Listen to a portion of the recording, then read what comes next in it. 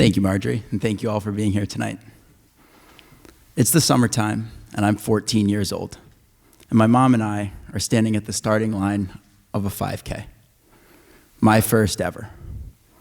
After taking tons of pictures, I start looking around, and I notice something. I notice that everybody around me has on these brightly colored shoes with thick foam bottoms. Then I look down at my feet, at my high-top basketball shoes. And it's safe to say that I felt out of place. Everyone had these shoes, and I had something else. But what can I say?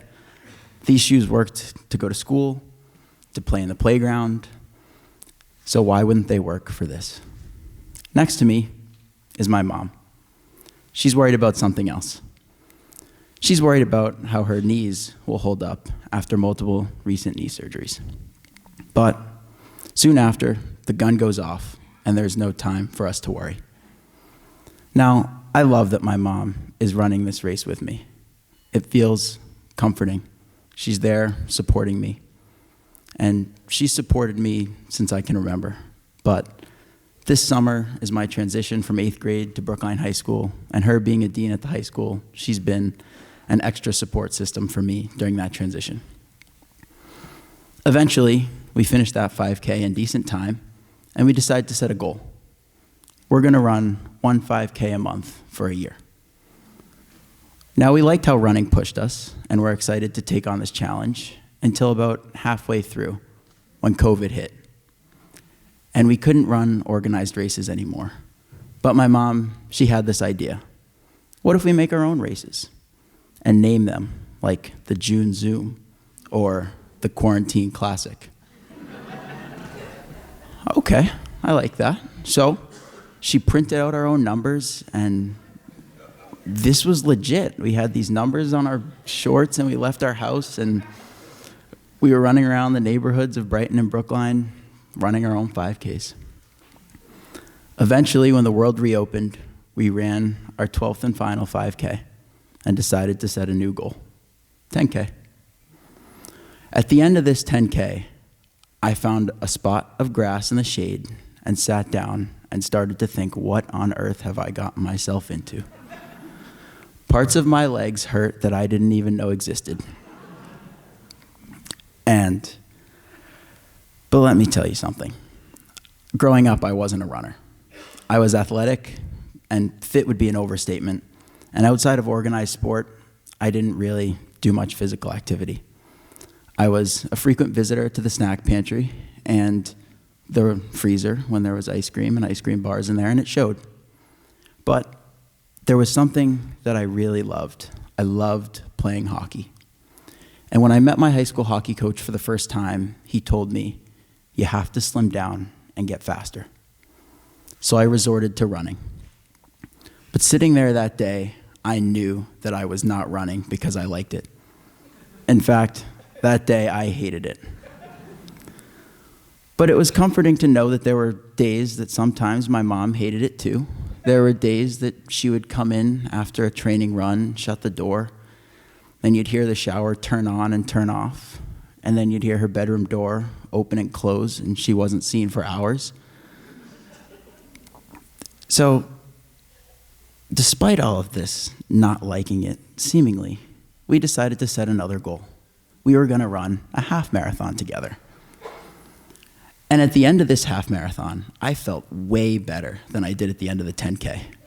So good that I turned to my mom and I said, Mom, we're gonna run a marathon. And she looked at me like I had grown a second head and said, absolutely not. No, we're not doing that. I asked her again in the car ride home. Nope. I asked her when we got home. Nope. I asked her the next day. No again. But then about a week later, I got a maybe. I'll think about it. That's all I needed. I got on my computer and I started doing some research. I found out about the charity program for the Boston Marathon. Now, I knew my mom didn't really want to run a marathon for herself, but I also used the fact that she's a woman who loves to do things for others. So I sent her the link. But I sent her a specific link. I sent her a link to the Dana-Farber Marathon Challenge. Now, when I was young, my mom had cancer. Thankfully, she was a patient at Dana-Farber, and they saved her life. So I was confident that she couldn't say no. I was right. There was only one problem, though. I couldn't run this race with her. I was only 16 at the time, and to run Boston, you have to be 18. So, on Marathon Monday morning, I drove her into Boston, where the buses would take her out to the start line. And then, a few hours later, I'm standing at Newton Wellesley Hospital. Not because she's in it, but because she's about to run by. As she passes mile 17, she looks strong. And then she passes me a little while later, and I hand her a water bottle as she goes on to take on the Newton Hills. A couple hours later, I see her emerge on the other side and take the final left-hand turn onto Boylston Street as she crosses the finish line. That was a proud son moment right there. Now, 2 years later, she cheers me on as I follow in her footsteps and run the Boston Marathon. During my run, I start to notice this logo with the letter A and these words, World Major Marathons. So I go home and I do some research and learn that that logo was the logo of the Abbott healthcare company, and they sponsor 6 of the world's most prestigious marathons. Now, I had so much fun running the Boston Marathon. Yes, I had so much fun running a marathon. At this point, I was in college and I wasn't running for hockey anymore, but I enjoyed it. And I figured if there were 5 more of these experiences to have, sign me up. So I signed up. I signed up for Chicago and New York City, the next 2, less than a year after I ran Boston. Now, being halfway done at that point, I learned something else. I learned that I was on pace to potentially set a world record. I could potentially be the youngest male athlete to complete all 6. But I had to finish the next 3 within the next year. So that's what brings me to marathon number 4 in Tokyo. But this time, everything is going wrong. It's the night before the race. I got sick on the way here, and my dinner was not great. I'm tired. I'm worried about these 26 miles that I have to run tomorrow, and my mom and I are in a huge fight. I'm yelling at her. She's yelling back at me. We're pointing at maps in the train station, shoving our phones in each other's faces, trying to convince each other that we have the right directions to get back to the hotel. But we must look ridiculous because all of this is happening silently to adhere to the culture in Japan.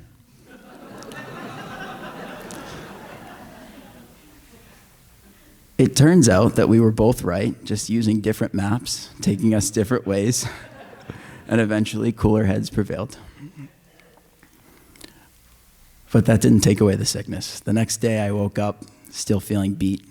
I had a hotel breakfast, took in a couple of DayQuils, and I took off at the starting line.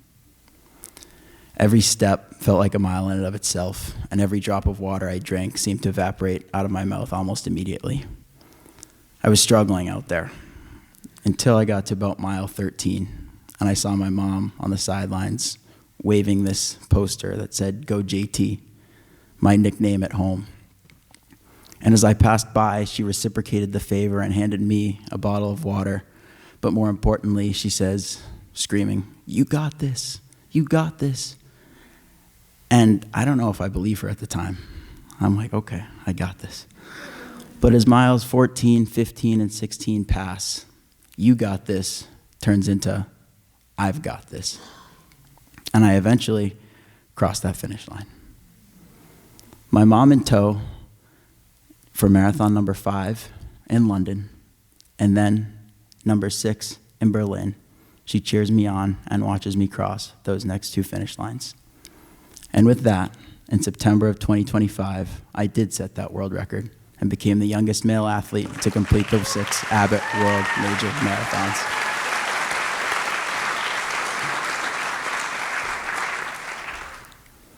Thank you. And if you're surprised, this snack-loving kid is too. My mom and I never set out to run marathons, but it is incredible to see how far the two of us have come since that first 5K.